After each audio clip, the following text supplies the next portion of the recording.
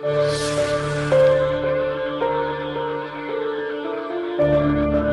you very much for joining us once again on PM Express. As you may well know, Parliament is back for another meeting. There's a lot happening that Parliament will have to deal with. Since Parliament had been away, the IMF due has been concluded. We've seen the program, the IMF program. Will Parliament get a chance to hear from the Finance Minister? That's one thing that we'll look at. Again, since Parliament had been away, there's been a major Supreme Court verdict that has ensured that one of the members of Parliament from the minority side, his name has been expunged from parliamentary records. That in itself has become a subject for some controversy because the Speaker had said he's quite not sure how to implement that. And there's a host of other things that we would need to try and explain as Parliament begin its meeting. And the man who knows all about that, because he is the leader of government business in Parliament, he is the majority leader, he is Osei Kyei Mensah Bonsu, and he is my guest on PM Express tonight. Thank you once again, Mr. Kyei Mensah Bonsu, for your time on PM Express. Thank you once again for having me. Almost every time Parliament resumes from recess, I've noticed that we've had this knack of getting you to talk to us about what is yet to happen. But I've never asked you before, when you go on recess, you really get time to rest? I don't go on recess. Okay. The institution goes on recess, but Kyei Mensah Bonsu does not. I don't go on recess. Why is that?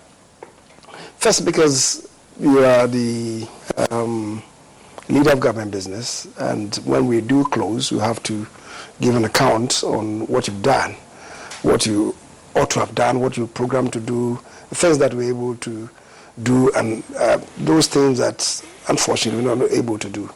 You attend to all these things, and don't forget, I also have a ministry to attend to.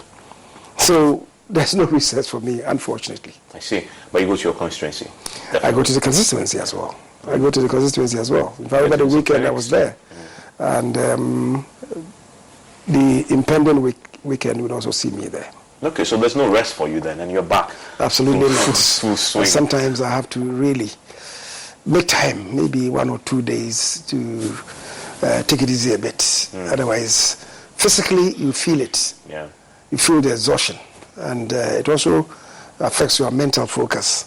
So occasionally you have to renew, to recline, to renew your own physical details and also your mental capabilities. By the way, towards the end, we'll talk about your plans for retirement from Parliament, because you're not going back to contest next year. But let's come to parliamentary business. So this meeting, what are your top priorities for the House? Well, I guess the highlight of this meeting is going to be the mid-year review of the budget. It was predicated on anticipations from the IMF. At the time, we had not completed or concluded the executive approval. As you rightly notice or observe, the conclusion of the executive committee negotiations really happened when we were on recess, which is why last week a colleague of ours, in fact, indicated that it would be appropriate, perhaps, for the minister to come to Parliament to brief us about where we are. So you agree with that, the minister coming to brief you? Well, generally, I think that if Parliament, we have a function of financial control and also oversight. And if we have concluded, we need to know. The nation needs to know. So we speak to the nation through Parliament. But the issue is, he is coming with a mid-year review in July. Would it not be better if we stood it down so that when he comes with a mid-year review, he could brief us and also then submit the mid-year review? Other people are also saying that we should decouple the two. So we have to have some engagement with the minister. I had indicated to the House that I was going to have a discussion with the minister on that before Thursday, so that if it was going to be possible, perhaps we could have him tomorrow or Thursday. Unfortunately, I've not been able to have the discussion with him because over the weekend I was not in good shape.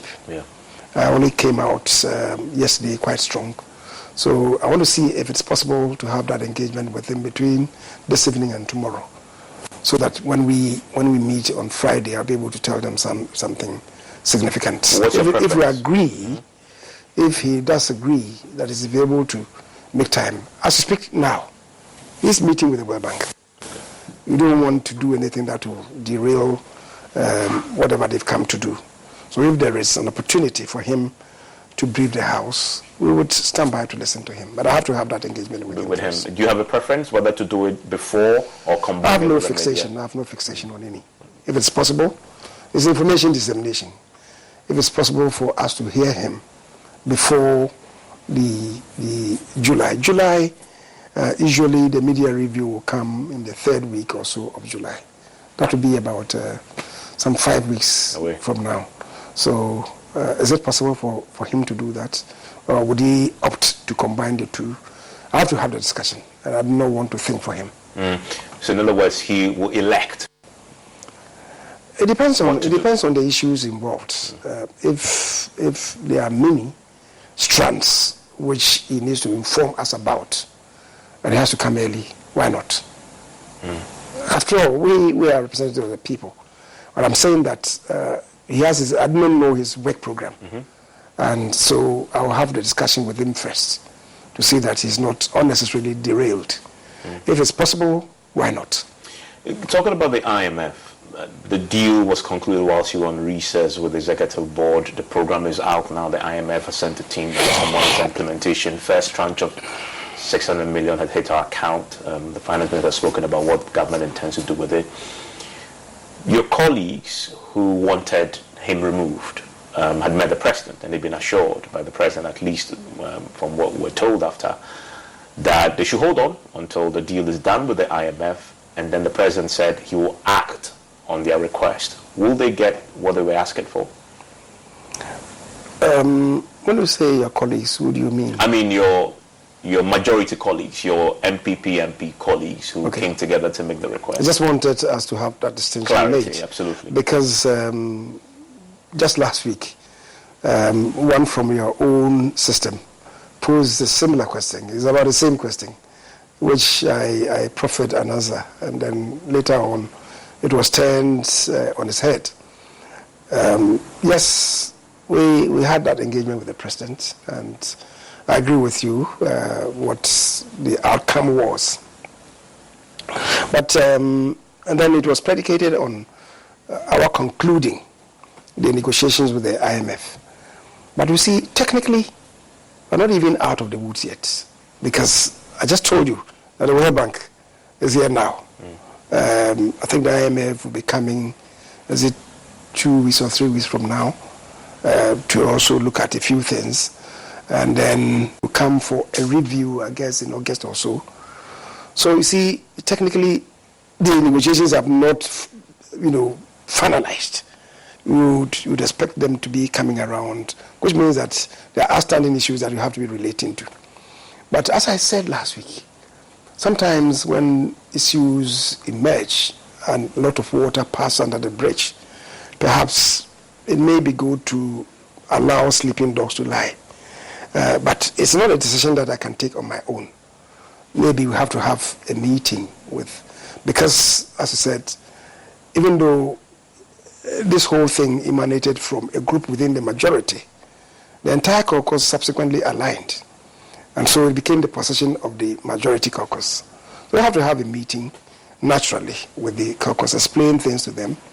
Maybe we may even have to involve the finance minister himself, and then we take it from there. What about the president himself who made the promise?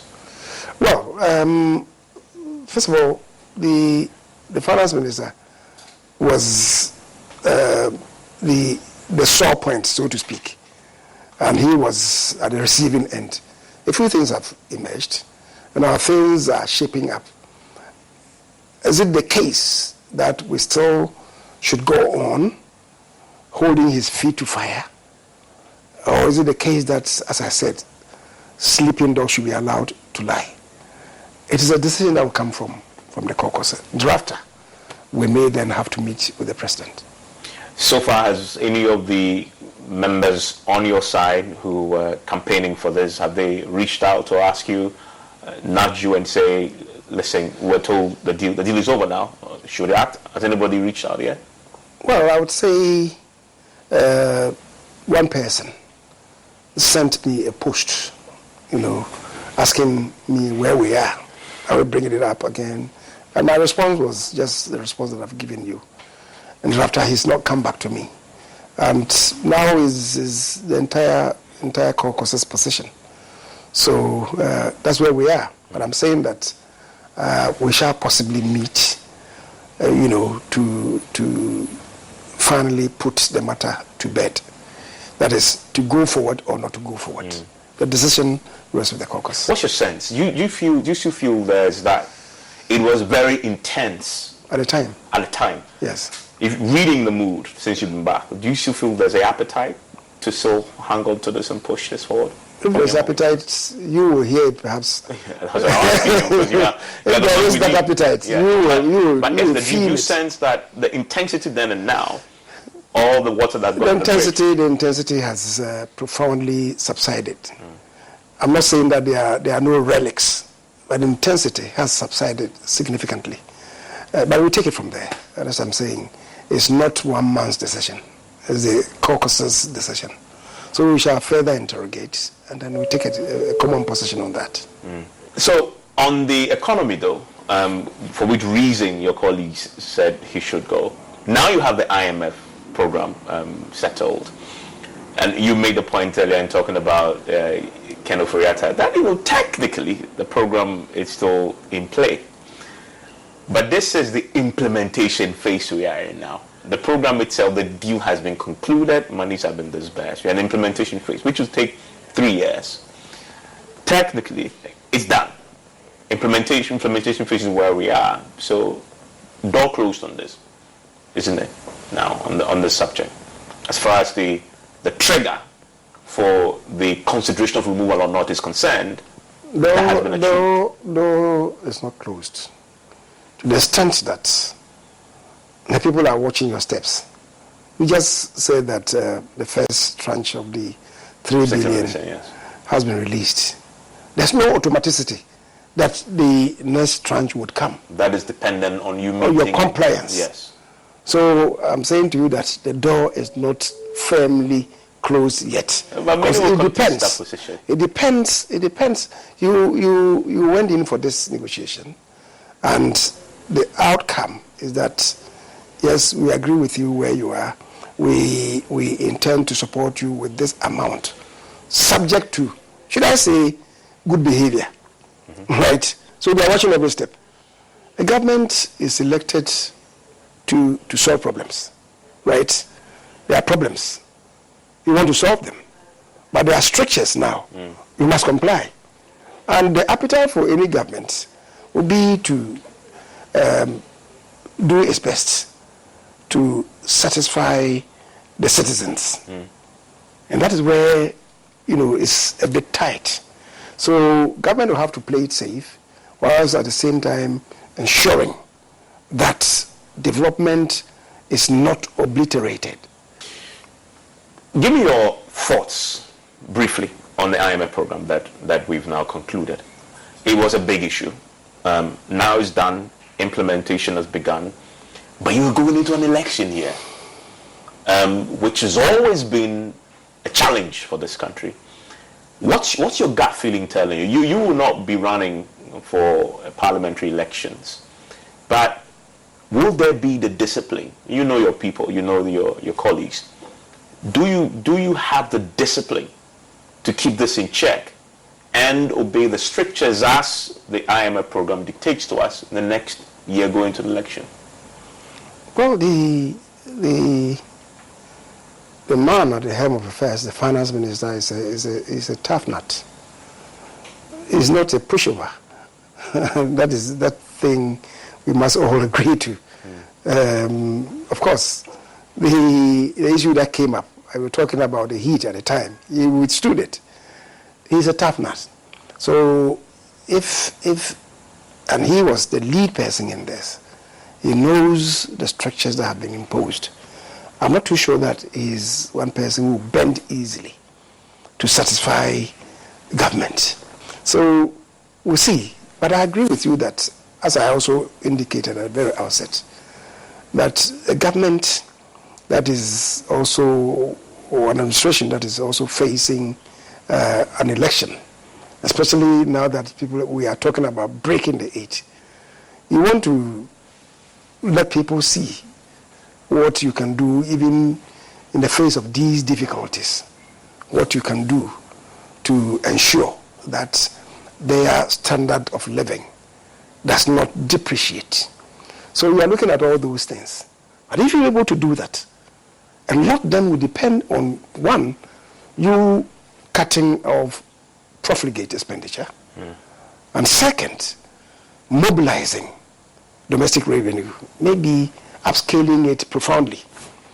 So if you're able to upscale domestic revenue in a profound manner, that then will leave you some space to be able to engage in development. Right? Well, the development is where the question is. Is the development done for political partisan purposes to win an election, or development done because you need to invest in that necessarily? No. Look, we are constructing roads, for instance. Yeah. Now, you need to complete many of the roads that we've started. If acting in accordance with the proposals or the agreements with the IMF, we have to be completing these things. They're asking us not to start new projects, so to speak. Finish the ones that you are. Finish the ones that. So if you have money to do that, why not? Focus on the ones that you're currently doing. Precisely what I'm saying. That's my guess. My guest is still the majority leader and Minister for Parliamentary Affairs, Osei Kyei Mensah Bonsu. I'm going to take a quick break. When we return, we'll talk about that controversial CI that, if passed, will make the Ghana card the sole document for voter registration. But also, we'll talk about the MPP's internal primaries, the primaries to elect a presidential candidate. You want to stay with me to hear Kyei Mensah Bonsu's thoughts on these two very controversial matters.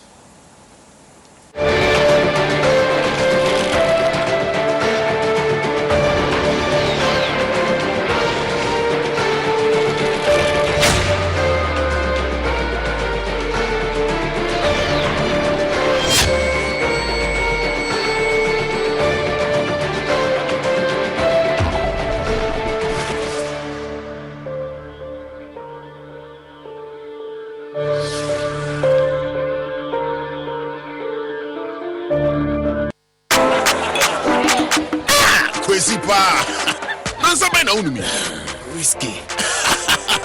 Wash. All of a sudden, my voice I hear different. And when you saw a call, barman, bring me the honey whiskey. You know the one? Black Rock Whiskey. Honey whiskey.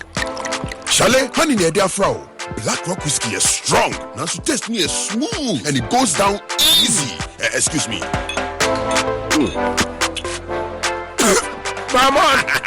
Barman, bring my friend one Black Rock Whiskey. Black Rock Whiskey, blended with natural honey flavor. Hey, what's up? Barman. Hey, what the hell for Sikanton Sada? You've been to man, no. Black Rock Whiskey, Tabby, the feeling smoothness, no. Drink responsibly. Not for sale to persons under 18 years of age and not recommended for pregnant women. This advertisement has been vetted and approved by the FDA.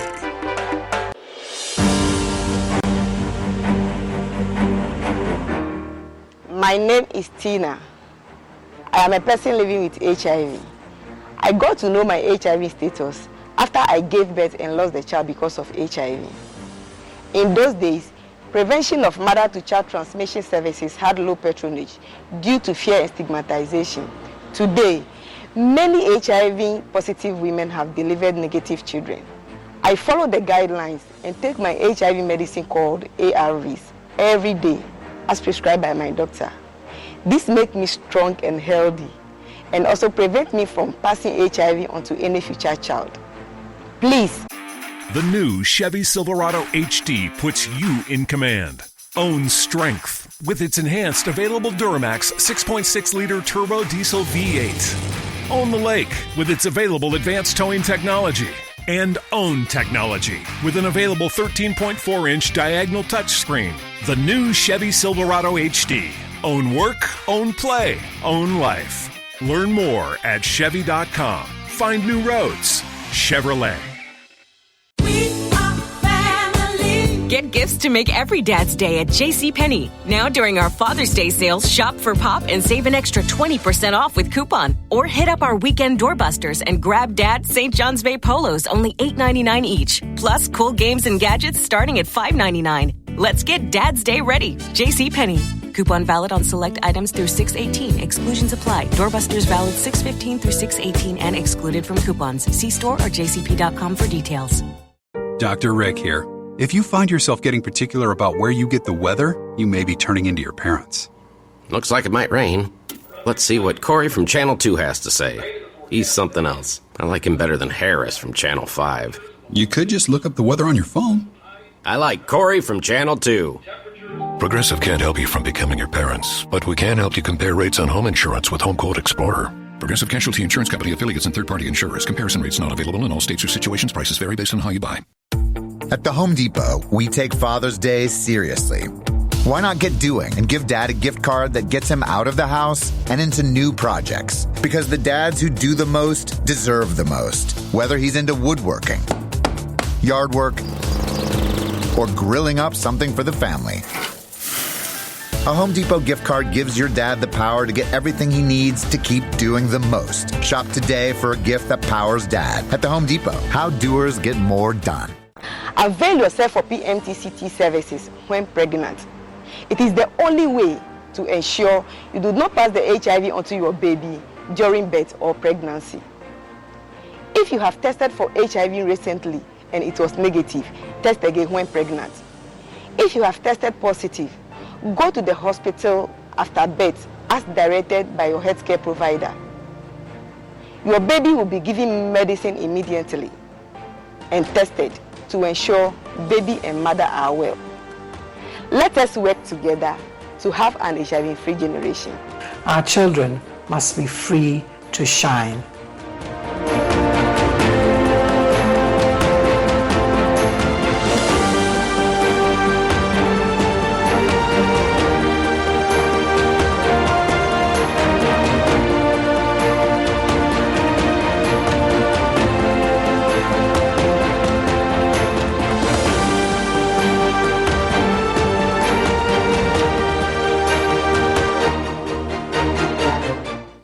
We've had news file over the weekend, and an interesting part of the conversation focused. Oh no, we are out of range.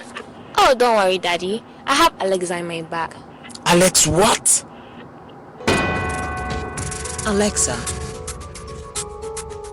open Multimedia Ghana and play Joy FM. Super Hits Radio, Joy 99.7. Listen to Joy FM, Hits FM, Love FM, live on your Amazon Echo.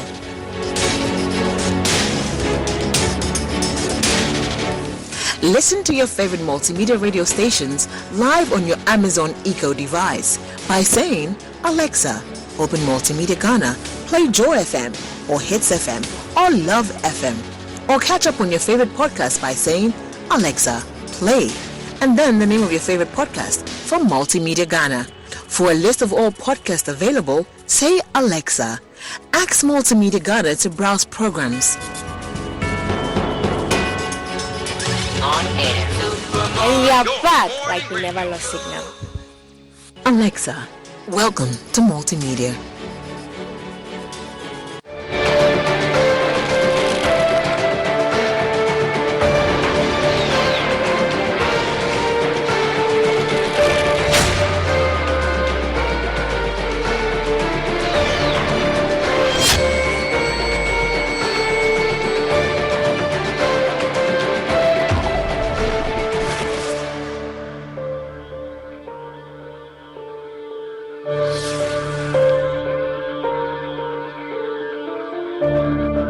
Thank you for staying with us here on PM Express. My guest is the Majority Leader, Osei Kyei Mensah Bonsu, who is back in Parliament after that recess. Mr. Kyei Mensah Bonsu, one of the key things we have to deal with is this CI that the EC had proposed, the CI that will make the Ghana card the sole identity document for voter registration.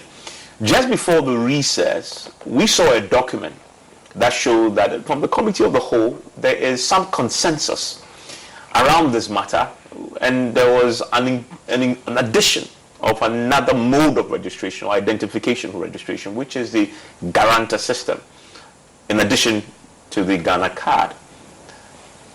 What's the status of that agreement that was reached, that consensus? Is it still holding? Well, the EC was purposed to introduce an instrument, a constitutional instrument in Parliament. As has become conventional these days, they will come to us, have some engagement. I'm not talking about the EC alone, but all sector ministers, if they're introducing any bill or legislation, any proposal, will come to us, have some engagements, behind the curtain engagement before the bill comes to be late, or the proposal comes to be submitted to Parliament. So they were in the process of consultation, and then they were engaging the Constitutional, Legal and Parliamentary Affairs and subsidiary legislation committees on this. Issues can be raised about the use of the Ghana card. The use of the Ghana card is an obligation imposed on all of us by statute. That is the National Education Authority, the regulation that they brought. So we all subscribe to it, and it's passed. So it's part of our statute. Now the question that ensued was whether, given the fact that at the time we had close to I think 1.5 million or so, I've forgotten the exact people who had come of age and who needed Ghana cards, and who, through no fault of theirs, had not gotten registered and thereby acquired the Ghana cards. If you insisted that Ghana cards should be the only one to be used for purposes of registration, why should it be so? At the time also, the Finance Ministry had not released money to the Identification Authority for them to continue the registration process. So that was the difficulty that we found ourselves in, and which is the reason why we suggested to them, to the Electoral Commission, that if they could amend the instrument. Fortunately, while the discussions were going on, the Minister for Finance released some monies to them, and they went back then to clear the backlog of, I think, over 600,000 that they had registered, but who the registrants had not been issued the cards, because I think the National Education Authority owed the suppliers. So the monies were released to them. I want to believe that some useful progress have been made.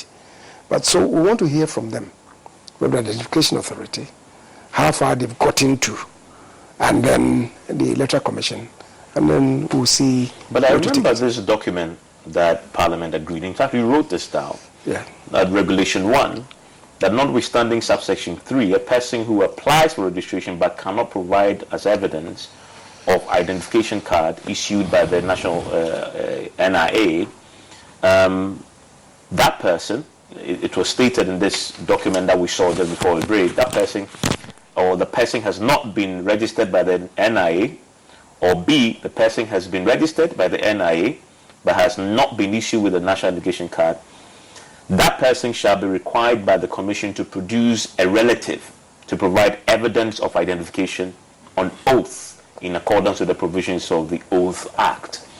Wasn't this part of an agreement that was written down and still holding, which means we possibly will expect an amendment to the CI that was originally submitted by the EC? Well, as I indicated, we on account of the proposals that came before us in respect of the instrument, we made these observations as a house. And I'm saying that it was contingent on where we were at the time. Because there was that backlog. We've not gotten to have any discussions with them subsequent to this. And that is why I said we want to hear from the NIA, where they are, the EC, and if there are any outstandings with the Finance Ministry as well. We want to know before we'll see where we would be. But for now, I'm not able to speak to it because we've not had any subsequent engagements with the NIA. The Ministry of Finance said they had released some amounts to them. Is it sufficient to cover some ground to enable the EC do what they proposed to do? Where are they standing now? We need to know all this. So fair to say, there is no consensus on including another mode for registration. First of all, let's get this straight. Because I remember some colleagues were saying that, well, if these proposals were not met, will not allow the Electoral Commission to present the instrument to Parliament. As I stated on the floor, nobody has any authority to prevent the EC from presenting the instrument in Parliament. You cannot. But as we speak, they still haven't moved to delay it. It's not come. It's not as if it's not. They've not even presented to the No. We are in the pre-laying stage. Yes. They have not come to us again. So maybe I have to knock their doors to know where they are with it. And I don't know what they have done with it, whether they factored some proposals into it. So I was just saying that nobody can physically prevent them from presenting the instrument. If we have acted as a collective and we are strong on that, when they bring it, and maybe after engaging these various people, the bodies, the NIA, the Ministry of Finance, the EC, and we think that we are not convinced or persuaded or think there's still a huge backlog, then the House then could hold together by mobilizing to say that no, we will not agree to this. But you've done that already. The House as a whole sat and considered and then agreed to include guarantor. I'm just suggesting to you that a lot of water has passed under the bridge. Since then, we need to further interrogate. So that agreement was conditional. Where we are, we need to interrogate these three bodies. Where are you? Right? And then when we have done that, and then we know the status. And if to say that, okay, do we insist as a house that this thing ought to be done, right? Then we can make that determination. But let's not also forget that the Electoral Commission, per our Constitution, is an independent body. And even when they come to us and we make proposals to them, we cannot force them to take our proposals. But I can tell you that... But if we feel strongly about they not factoring our proposals, then we can stand together as a house then to annul the instrument if it comes before us. But we need to, first of all, get to know where we are. I spoke to the EC last week, and they were emphatic that as far as they are concerned, they only want the Ghana card and nothing else. And they are opposed to the inclusion of the guarantor system as part of the registration going forward. So that's their position. In fact, they've been in the House last week already. I'm not aware of that. Well, there's a confirmation of this by the EC's Director of Electoral Services. I'm saying that I'm not aware. Yeah. But that's their position. Maybe then they came to meet the committee. I'm not aware that, and if they came to meet them, they didn't come through me. But on the floor of Parliament, you had argued in support of the EC's position before. That the guarantor system, that the Ghana card, as they proposed, should be the preferred document. That, as I'm saying, what came before us, the discussion that we had, we took a common position. And indeed, if I'm to even go on that path, we were discussing matters, and we said we should hold together on this. Then there was another discussion that we were having.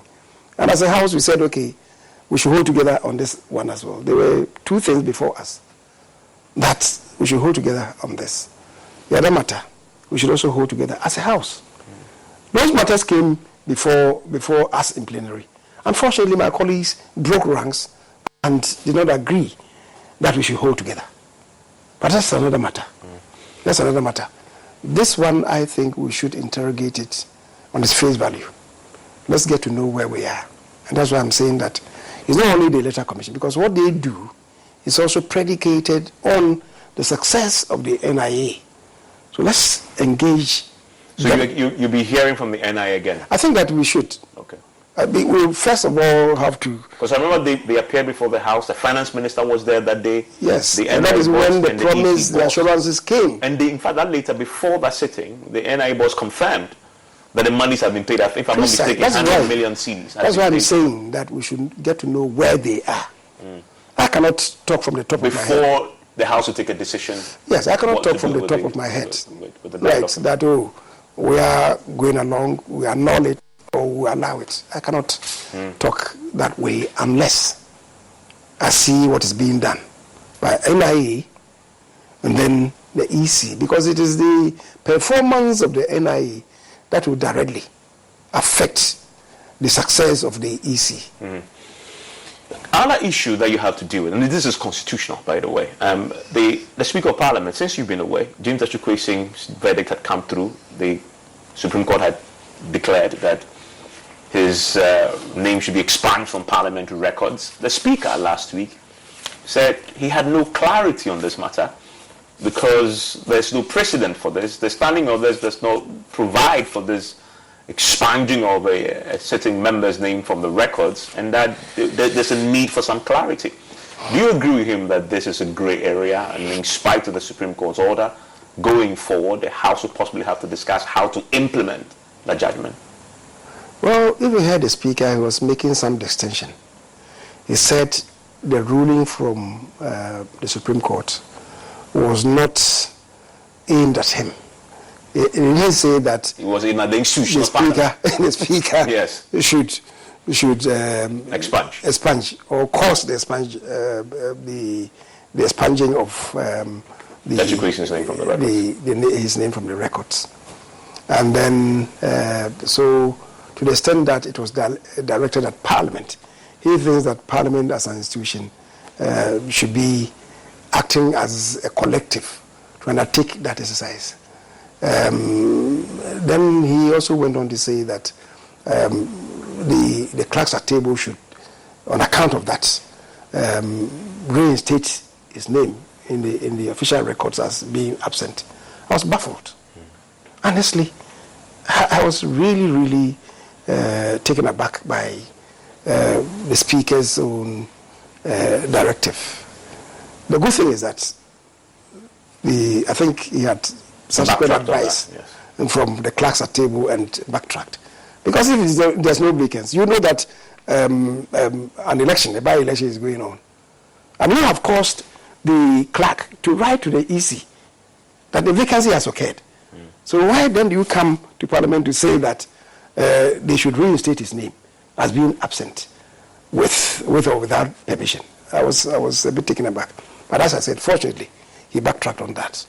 The second matter is the unclarity. Then I ask myself, on many occasions, the Speaker has called on the table of affairs to expunge what a member might have said. How is it done? How is it done? On many occasions. So how is it done? So if they say that his name should be expunged, and you say that, well, you find it difficult, I disagree with you. So for you, there's clarity on this? I think there's clarity. And you see, so how must it happen?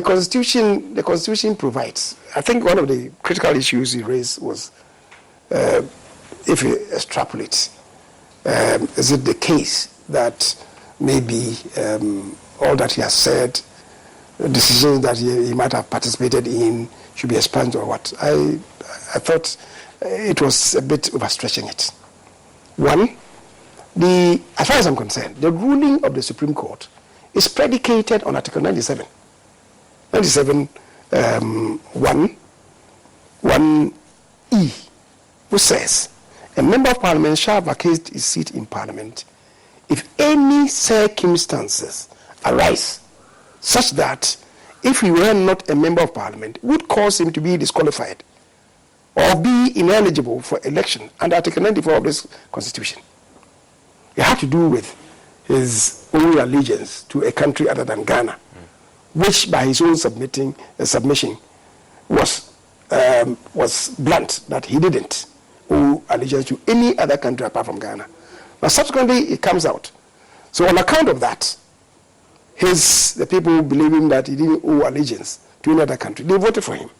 It comes out that he did owe allegiance to another country other than Ghana. On account of that, the courts have ruled that he was therefore ineligible to have contested. And so this then kicks in. This thing has arisen. It's been found out that you were not qualified to contest. So when they said that you ought not have been a member of parliament ab initio, it's a reason why they are saying that if you are not a member of parliament, you cannot then be described as a former member of parliament, because you were not qualified to have contested. That is not in doubt. It's about how do you implement it practically. No. So I'm saying to you that that is it. But you don't know the Constitution also provides that if you are not part of a body, you are not to be part of a body, a commission or any other body, and inadvertently you find yourself there, if decisions are taken and you participate in the decision, and you are found out subsequently that you had no place there and you are removed, the decisions that you participated in should still hold. That's constitutional. So how is anybody saying that everything is done up until the Supreme Court judgment on the floor and decisions participating in other would stand? All will hold for you. Yes, all will hold. Other than that, let's assume that of course I keep insisting that the election of the speaker, for instance, yes, when they were counting votes for Speaker Okwei, it came out that one of the two of the votes got spoiled. Right. Now, it was presumed that for the minority, they had 137. Ours then got reduced to 136, right? Yeah. It was presumed that because his votes were not counted. That's why I have insisted that he was chosen by consensus where we got to. But assuming he participated, and maybe we had figures to say that he had 137. And now we are sponging his name. He didn't belong. It will come to 136. So then you have to. The speaker loses his seat as well. No. Okay. I mean, all decisions that he has taken part in would stand, and that is constitutional. So that's your position on that. It's not my position. It's the position of the Constitution. That's your interpretation of the Constitution. How else do you interpret it? Well, that's yours. I'm sure. How else do you interpret it? If the speaker was here today, he would disagree with you. If he disagrees, then it means that if he disagrees, then we'll have to have another vote on him. You have to go that hog. But I don't think so. Whatever decisions that he has taken part in will still hold.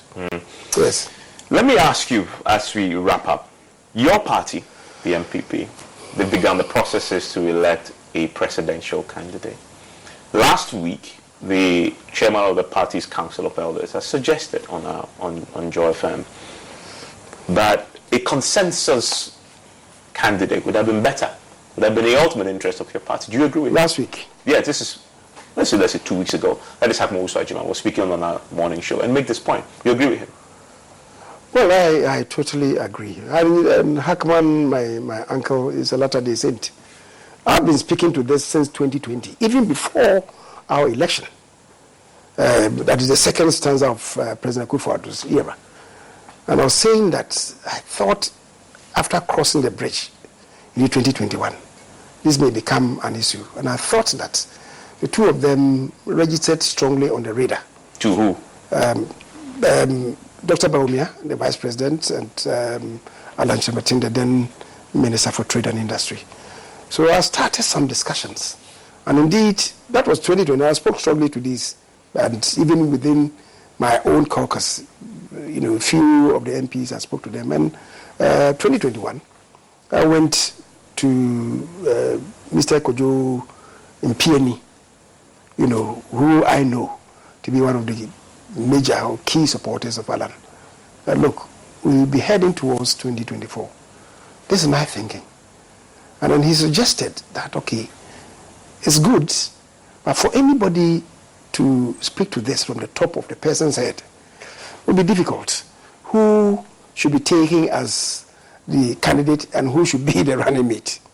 So your proposal then was one of them should be candidate, the other should be the person's running mate. Yes. So either and he Alan said, is the candidate and he said that vice versa. in that case, he suggested that we should have some research done, right? And then they will come up with their own findings. And he even said that we shouldn't even limit to just one opinion poll, but maybe to do two. Maybe after the first one, wait for about 3, 4, perhaps even 6 months, and conduct the second survey. I thought that was going to be useful. Then he suggested, the two of us agreed that I should speak to the former president, which I did subsequently. And he said that, well, elections... As in John Kufuor. President Kufuor. Elections have served the party. And this is something new that I was proposing. It may not sit well with some people. So he thought that we should follow the trend of elections. And let the delegates decide. And I was, telling him that, yes, we are a democratic party. I thought that consensus building is part of democracy. But he said, well, as they say, if it's not broken, you don't fix it. He believes in contest. And he thinks that we should allow contest to take place. He's a former president, a former leader, a former de facto leader of the party. If he speaks to you, you must listen.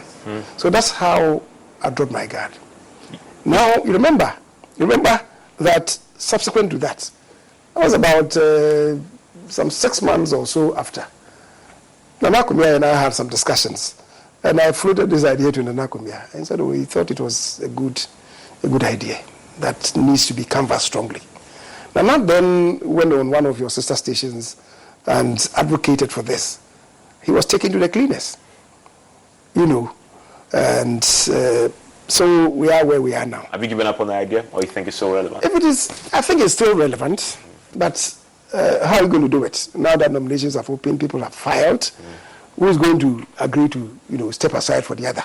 In any event, now, there are many players in it. So if we had begun earlier, where at the time we were seeing only these two people, right?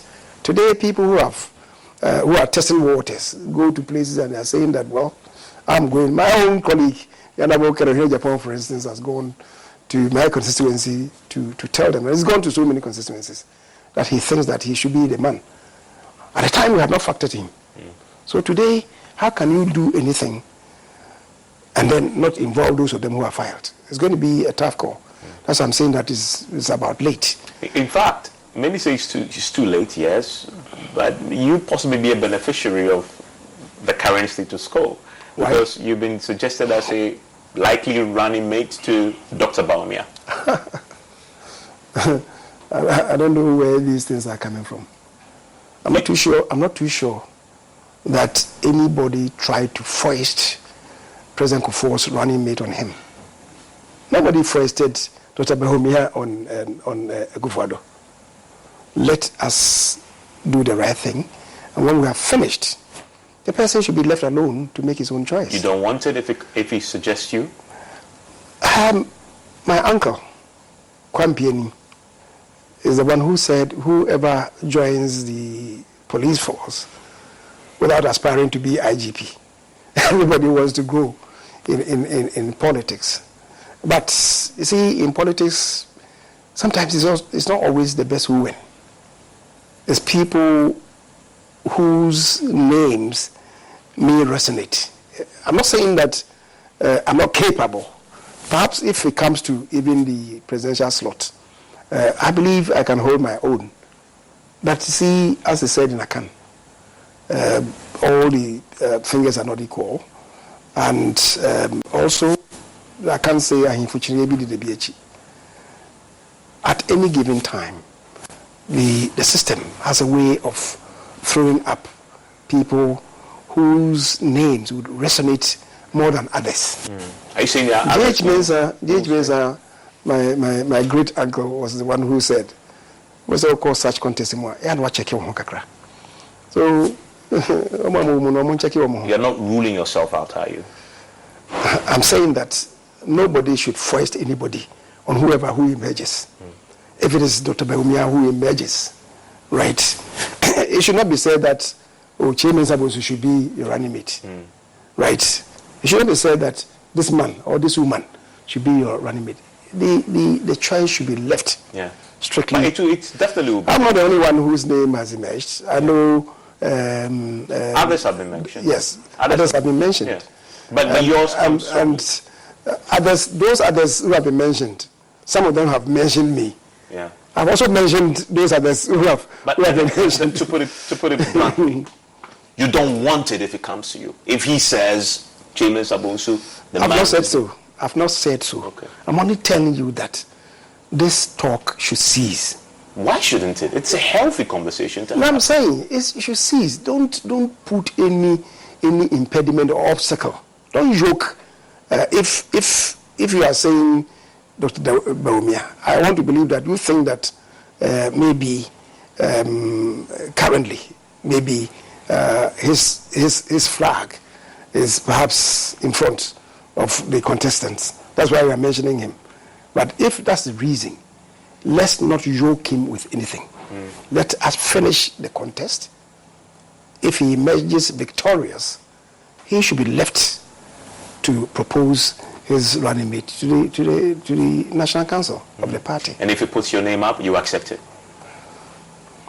I have nothing useful to add to what I've said. Evans, why do you want to take me to the place of let me not conclude that sentence. To clarify, you support Dr. Bawumia, don't you?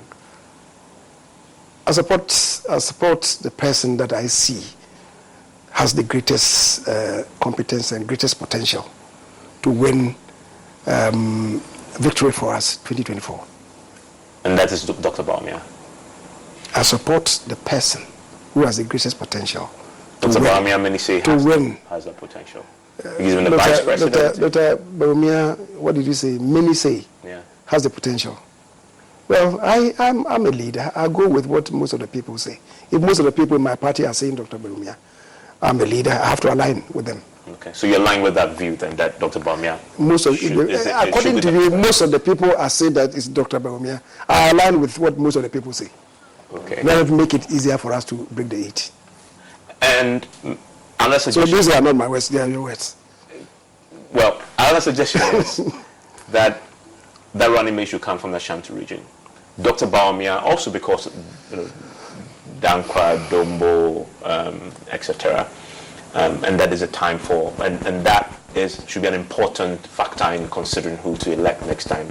In the interest of your own party, the party must be seen to have done justice to all the traditions that formed it. You agree with that position?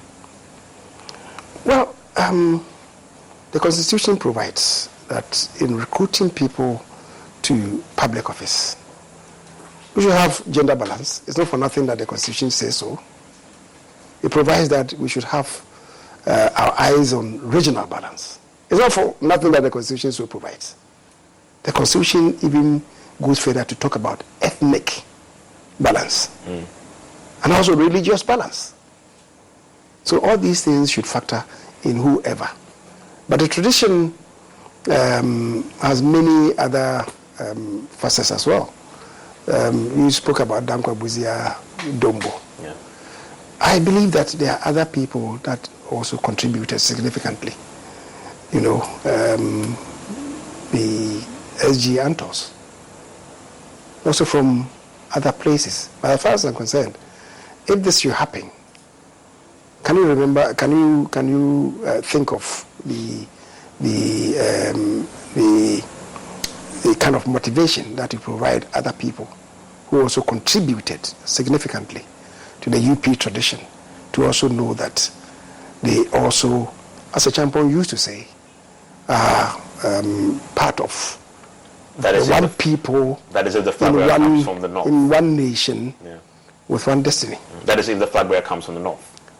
By what you are saying, if it should go to Bawumia, by what you are saying, that most people are saying that, I'm saying that if it should go to him, to also inspire other people to perhaps in future also come up, because we have the Antos, we have those people who belong to the Gashifu who joined the UP tradition. And the birth of this UP tradition, in fact, the formation of the UGCC at the instance of Blay and others. The Walter region, I forgot about Ametoro Williams as well. They are all part of it. So let's see, in molding our party, giving the party a national character, how far can we travel so that everybody will know that they belong. And our delegates should consider this factor in making the decision. Delegates should look at the imperatives of the Constitution, which is what I've alluded to. And just before we wrap up, I mean, how is the preparation towards retirement from Parliament for you? Because next year you're not running again. In 2025, I won't have this conversation with you again. Even if I talk to you, you'll be a private citizen. What did you say that I would not be running again? But you're not running again. I may be walking. You definitely be walking, but not running. But you'll be walking as a private citizen in 2025. Are you preparing for retirement? Entering Parliament is not the only public place office. There may be other places that one could. But I'm curious. I mean, if you have a year and a half to go. Yes. How are you enjoying your last days? I mean, do you think about it? Yes, why not? You think about it. And even though the party is proving difficult to what I've said, the regional party, Ashanti regional party. They still want you to run? The national party, but I've taken a decision, and I'm not sure that I'm going back. And I've been going to my constituency, touring the constituency, and I've been telling them that I'm not running again. So that is it. That is for Parliament. But I may possibly be in other places. Who knows? It's still in politics? Well, certainly I'm not going to leave politics or partisan politics. I'm not going to leave. Do you have any anxiety when you think about it? Because this is what you've done. This is all we've known you as for decades now. Yeah. Do you have any anxiety when you think about it? Oh, not... The fear of the unknown? The fear of the unknown, no. But it's that my wife knows that sometimes is criticizing that you put greatest emphasis on your work and little emphasis on your familial life. So she's going to have much more of me than Parliament would have me. But as I'm saying, there could be other areas that you would engage, So let's see what tomorrow holds. I have my own plans, but we'll see. Yeah, that plan may include possibly Kyei Mensah Bonsu as a vice president of the Republic of Ghana. True. Evans. I'm just saying, it could be.